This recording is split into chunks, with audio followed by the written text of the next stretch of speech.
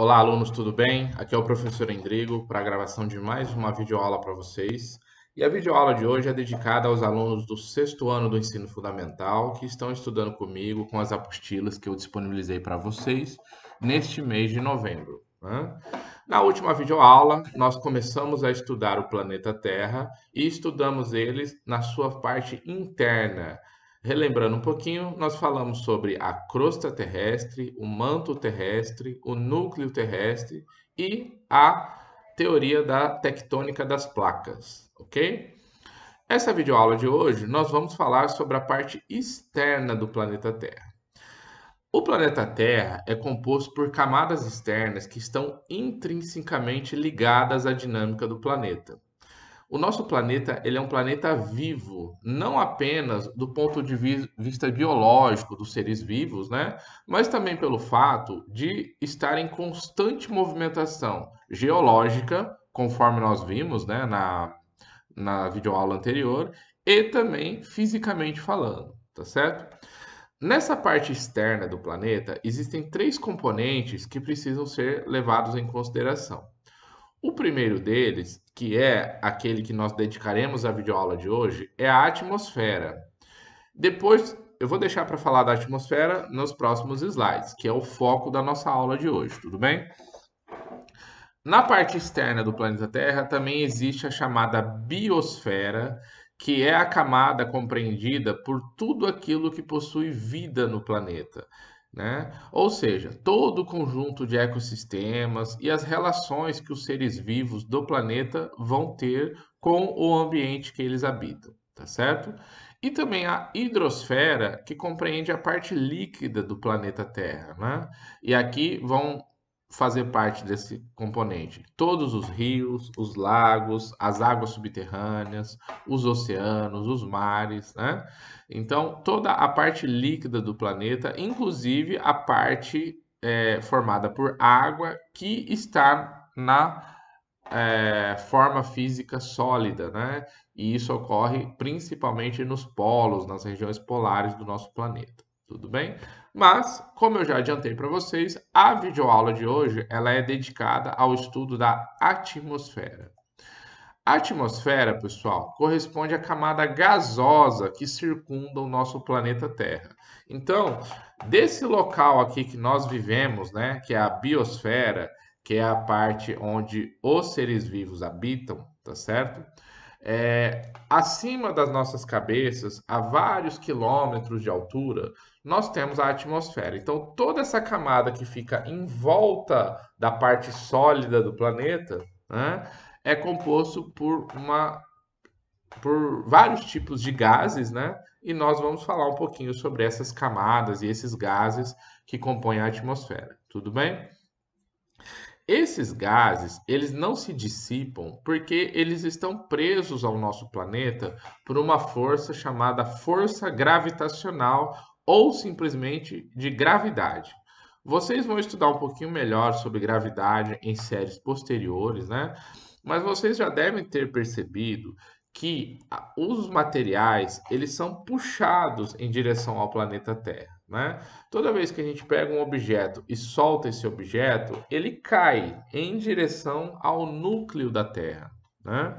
E assim é com os gases. Então, esses gases que compõem a atmosfera, eles não saem do planeta, eles não se perdem no espaço cósmico, né? Eles ficam relativamente presos, grudados aqui no planeta, pela mesma força gravitacional que faz os objetos caírem, ok?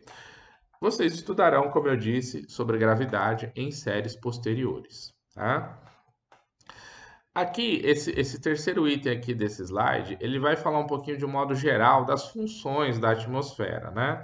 Que é proteger o planeta Terra dos raios ultravioletas emitidos pelo Sol, nós vamos falar melhor sobre isso, manter a temperatura do planeta Terra ao longo da noite e do dia, evitando que haja uma grande amplitude térmica, ou seja, evitando que durante o dia faça muito calor e durante a noite faça muito frio, né? Esse é o chamado efeito estufa, que a gente vai falar também um pouquinho sobre ele, tá ok? E em relação ao limite da atmosfera, né? a ciência tem um pouquinho de dificuldade de delimitar aonde que acaba o planeta Terra e onde começa o espaço sideral, o espaço cósmico, né? Então, assim, a espessura, a altura dessa atmosfera, ela é bastante contestada. Vocês vão ver na apostila de vocês, no texto, né, que fala-se em torno de 100 quilômetros de altura, tá ok? Bom, continuando. Como eu disse para vocês, a atmosfera ela é composta por um conjunto de gases, né? E os principais deles são o nitrogênio, que é aproximadamente 78% do volume da atmosfera. Então vejam que de todos os vários gases que compõem a atmosfera, o nitrogênio é aquele que está em maior quantidade, tá? No entanto, ele é um gás que não tem um papel tão importante assim no planeta, né? Apesar de ser o gás em maior quantidade, tá certo? O segundo gás em maior quantidade é o oxigênio, aproximadamente 21% do volume. Esse sim já tem um papel muito importante para o nosso planeta, porque muitos seres vivos respiram esse gás, precisam desse gás para sobreviver, né? E ele é o principal gás ele é, desculpa, o elemento químico oxigênio que compõe o chamado gás ozônio, que é um dos gases que compõem a camada da nossa atmosfera, que tem uma função muito importante, que a gente vai falar daqui a pouquinho sobre essa função para vocês, tá? Então vejam que nitrogênio e oxigênio junto correspondem a 99% do volume dos gases atmosféricos, né? E o outro 1% que sobra, aí é dividido em vários outros gases, como o argônio, o gás carbônico e vários outros gases, como neônio, hélio, metano, hidrogênio, o próprio ozônio que eu falei para vocês, né? Vapores de água e dentre alguns outros também, tá certo? Bom, falando então das funções da atmosfera, a primeira delas está relacionado com o gás ozônio, que eu acabei de falar dele para vocês aqui, que vai formar uma camada de gases na atmosfera chamada de camada de ozônio, né? Justamente por ser composta por essa substância química chamada de gás ozônio. Essa camada de gases tem uma função muito importante porque ela filtra a intensidade dos raios ultravioleta, que são os raios solares que chegam até o planeta Terra. Basicamente, são três tipos de raios ultravioleta: UVA-A, UVA-B e UVA-C. Né? Esses raios ultravioletas têm intensidades diferentes, né? E é, graças a essa camada de ozônio, a intensidade, né, que esse raio solar chega até aqui na biosfera, chega até aqui onde nós, seres vivos, habitamos, ela é reduzida, né? Então, ele atua como se fosse um filtro solar, né? Não tem aquele filtro solar que a gente passa na pele, né? Quando vai à praia, quando vai em algum local que a gente vai ficar muito exposto ao sol, né? O correto seria usar o filtro solar, de acordo com os médicos dermatologistas, né? O correto seria utilizar os filtros solares, né, líquidos, é, todos os dias, né? Porque nós ficamos expostos a essa radiação a todo tempo, né? No entanto, infelizmente, a maioria das pessoas não costuma ter esse hábito, né? Porém, nós temos um filtro natural no nosso planeta, que é essa camada de ozônio, né? Que teoricamente nos protegeria dessa radiação ultravioleta. No entanto, infelizmente, essa camada de ozônio ela está se deteriorando com o passar dos anos, né? Existem vários gases que a humanidade tem lançado na atmosfera, principalmente das indústrias, né? E de alguns outros equipamentos eletrônicos, de alguns eletrodomésticos que utilizam alguns gases, né? Como os gases de refrigeradores, de ar-condicionado e alguns outros também. Esses gases, quando eles são lançados no ar, eles sobem e ao chegar na camada de ozônio, eles acabam proporcionando reações químicas entre eles e o gás ozônio, e aí faz com que essa camada de ozônio comece a ter, abre aspas, furos, né? É o que popularmente chama-se de buracos na camada de ozônio. Então, esta camada de ozônio, de alguns anos para cá, ela está deixando de ter a sua capacidade, né, de retenção dessa radiação ultravioleta, né? E os raios ultravioleta estão começando a chegar aqui na biosfera com uma intensidade maior.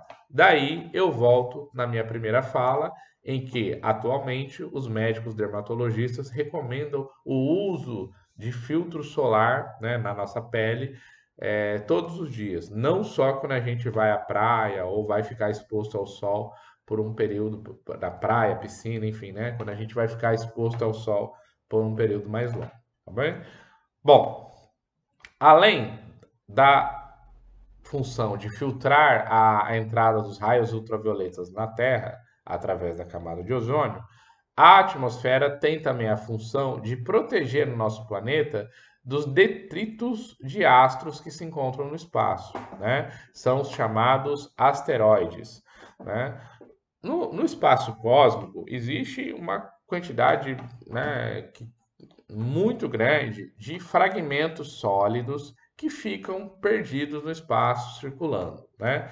Esses fragmentos sólidos, quando passam próximo da atmosfera terrestre, eles muitas vezes são atraídos pelo mesmo efeito gravitacional que eu falei para vocês agora há pouco, né?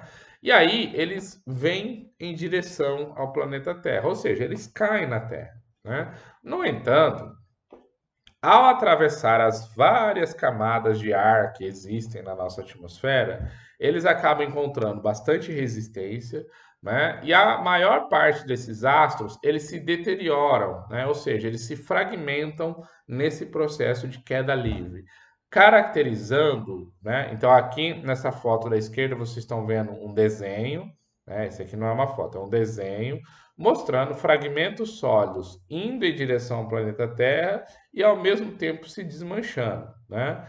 E aí, essa outra foto da direita é uma foto, né, que é o que popularmente a gente chama de estrela cadente.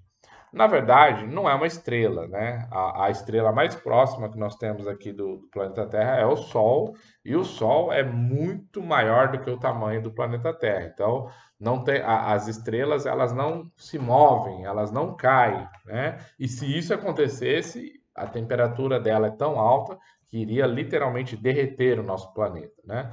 O que a gente vê caindo muitas vezes, principalmente quando é uma noite com poucas nuvens, né, que está um céu bastante estrelado, é na verdade um fragmento sólido que foi atraído pela força gravitacional e ele cai em direção ao planeta Terra. Mas conforme ele está caindo, ele vai tendo que atravessar, né, numa velocidade muito grande, essa camada de ar. Quando isso acontece, ele vai se deteriorando, ele vai literalmente se incendiando e ele forma um risco no céu que depois desaparece.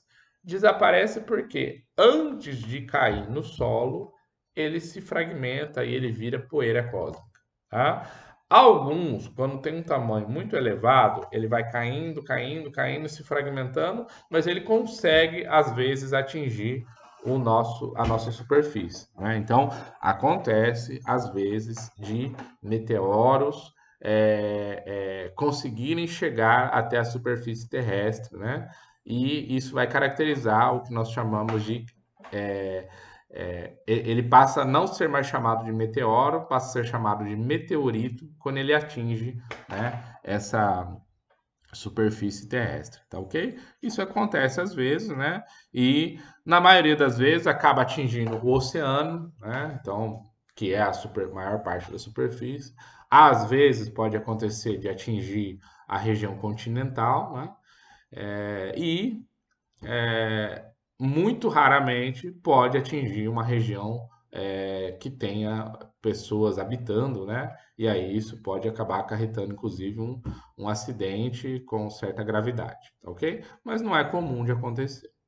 E a terceira função da atmosfera é proporcionar o chamado efeito estufa, que é um efeito natural, que, como eu disse para vocês lá no comecinho dessa videoaula, é graças a ele que temperatura do nosso planeta se mantém estável. O nosso planeta nem esquenta muito e nem esfria muito conforme os dias e as noites, tá?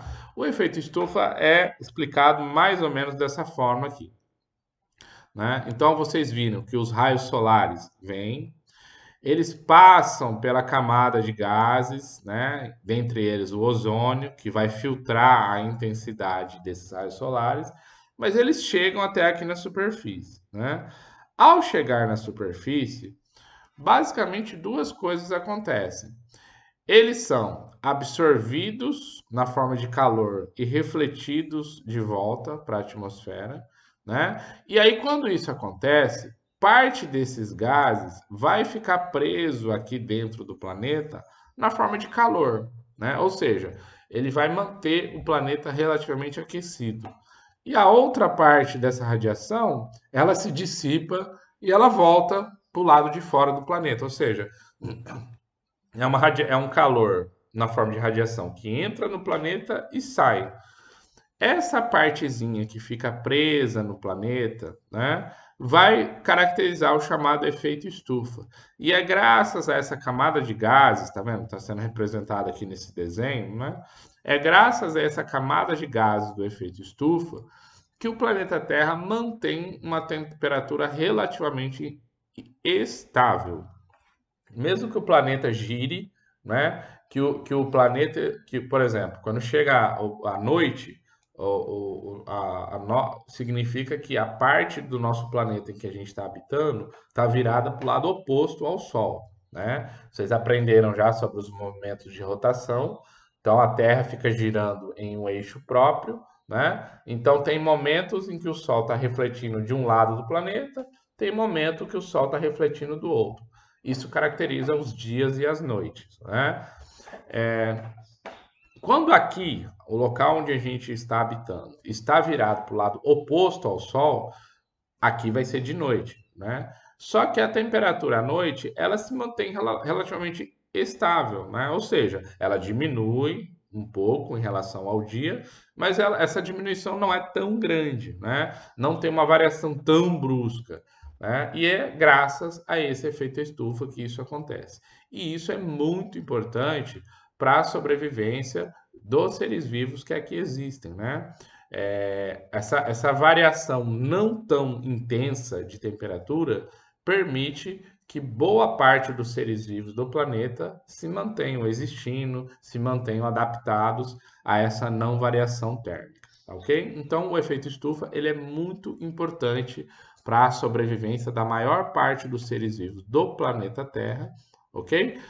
Nos últimos anos, esse efeito estufa tem se intensificado, né, um pouco, e isso é apontado pelos cientistas como a principal causa de um outro fenômeno chamado de aquecimento global.